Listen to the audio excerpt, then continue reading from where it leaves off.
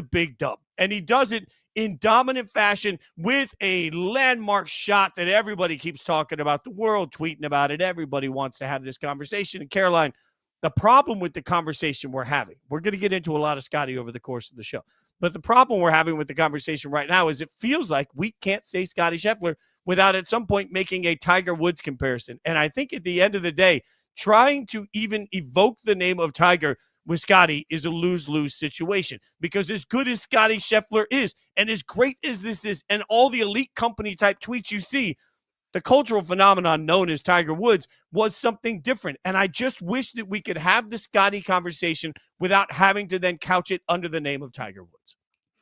Well, look, I mean, Scottie's chip shot on the 17th hole, I mean, 82 feet on a chip. It was, and the call was truly just like gave me chills. You know, I can't believe what I just saw. Felt like it defied the laws of physics, and it continues to leave all of us kind of dumbfounded at the greatness of what we're watching with Scottie Scheffler. But I think we always have to be very, very, very cautious with comparing people who are, you know, at the top of their respective sports to the greatest of all time. And they're easy debates to have, right? We have the LeBron versus Jordan debate and conversation. It feels like every single July on every single sports talk show. We have the Mahomes versus Brady conversation going into this past year's Super Bowl. We always want to compare the great ones now to the greatest of all time. There is something that Tiger Woods did that Scottie Scheffler can never achieve, and it was the social and societal impact that Tiger Woods had on the game of golf. Look, Tiger Woods came on the scene in the late 90s and early 2000s. I was born in 1997. I have never lived in a world where a black man was not celebrated and welcomed in the game of golf. And Tiger Woods talks about several years in the beginning of his career, he wasn't even welcomed in clubhouses because of the color of his skin. That is inconceivable to think about now. And those were barriers that Tiger Woods broke down. Scottie Scheffler will never have that societal impact. But I think that we can put that aside and honor what Tiger Woods did off the course, and we can talk about just what these two have done on the course. Scottie Scheffler and what he's achieved in his, 7 years since joining the PGA Tour, and Tiger Woods, what he accomplished throughout his entire career.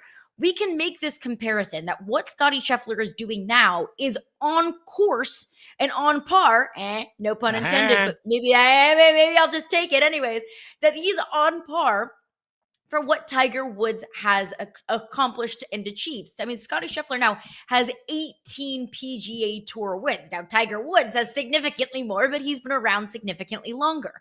I think that what we can do is just embrace the fact that we can even have this debate and conversation, that Tiger Woods is the greatest to ever play the game of golf. And how lucky are we that in the same lifetime, we get to have the comparison conversation with somebody else and enjoy the greatness that Scottie Scheffler is doing now, while also honoring the greatness of what Tiger Woods did in his prime. I think that we can do both of those things. The hardest part about this is you mentioned the LeBron versus Michael Jordan. We do this all the time. And these are the equivalent of my dad can beat up your dad from when we're a little kid, because they're never actually proven. There's no way we'll actually know, would LeBron or MJ be better? Like, we don't get the glory of seeing the two of them take each other on in their prime.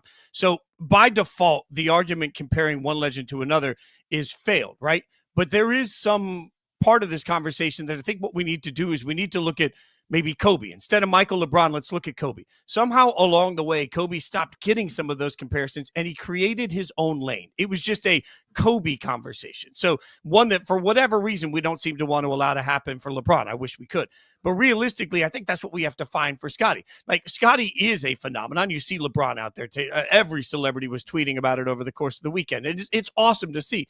The problem is golf needed a breakthrough person that could break barriers. Now, I will always acknowledge and loudly acknowledge that Caroline and I obviously were two white people talking about the impact of Tiger Woods. Let's be very clear about that, right? So I understand that there's just portions of this conversation that we see or did not live in the same way.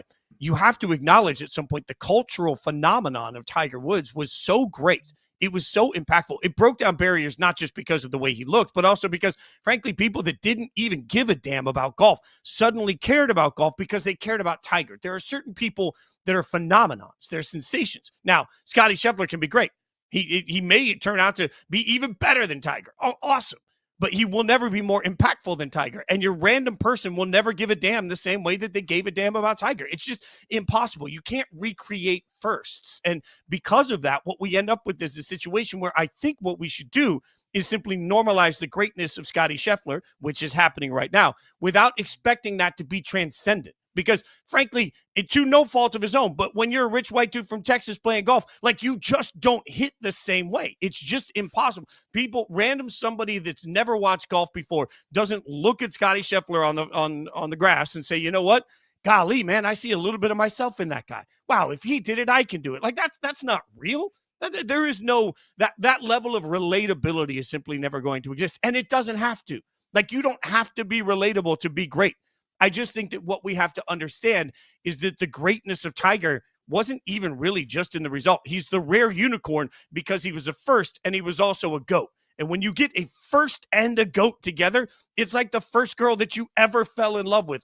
And it was real love and it lasted forever. And it hits your heart. And 30 years later, you still have a little piece of you that belongs to that person. That's real in society because it was so great. And it's a first. And that's what Tiger has. No matter what, Scottie can be incredible. He could never lose again. And there's a real conversation about the greatness. And we just all have to accept as a society that level of greatness has nothing to do with Tiger because it doesn't have the ability to be a first, Caroline. And that's what's so impactful. I mean, Tiger Woods dominated in a game that was not made for him. And I think that alone, combined with just his greatness, that will transcend the test of time. Like that will be in every history book of any, oral history of sports, period. That Tiger Woods was just that dominant on the course and made that many more, and that much more impact off the course. Now, I mean, you look at those tweets, Patrick Mahomes, LeBron James, that's the most real, recognized, the greatest of all times. Maybe not the greatest of all times. Let me rewind that. The greatest that we're seeing now, Patrick Mahomes, LeBron James, some of the most dominant athletes right now, recognizing what Scottie Scheffler is doing. And I think we have to give Scottie his praise because what he is doing is so incredibly fun to watch.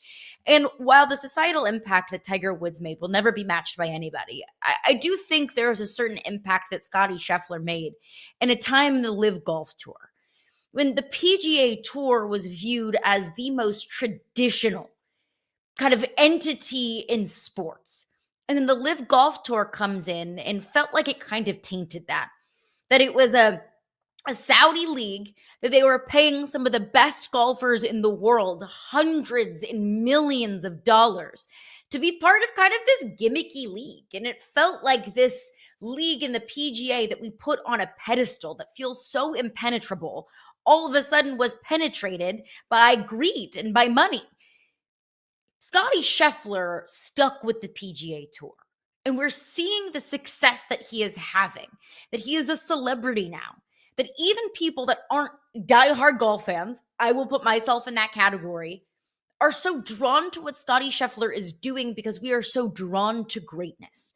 That in a time when the PGA Tour felt vulnerable, in a time where there was some concern about the future of the PGA Tour and the future of the sanctity of the game of golf, Scottie Scheffler was one of the good guys that stayed with the good guys and was successful with the good guys. I mean, look, for example, Jon Rahm just won the LIV Golf Individual Championship and just made $18 million in doing so. This was just yesterday, and I didn't even know about it. I didn't even know about it until our producer, Mike Goldfarb, pointed this out to me. And I don't think that anyone listening knew about that either because nobody cares. And nobody cares about the LIV Golf Tour. That's great. I mean, Jon Rahm, enjoy your home in the south of France with your $18 million. Truly, I hope I get the invite one day. But it does feel like it's one of those good, feel-good Disney movie kind of stories that Scottie Scheffler said no to the payday. And he is the one that is dominating our conversations as the greatest one right now. There is an element to your point. I learned the term, to be very, very transparent. I learned the term sports washing during the LIV Golf, sports washing during the LIV Golf rise. I learned that. I had no idea what it was. To that end, it only works if people continue to flock to it and care. And LIV, nobody cares about it anymore. The interesting thing about Scottie Scheffler, I will say, is that golf needs a star. We all know that. Golf needs a transcendent star, right? And Scottie Scheffler has proven he is a transcendent star.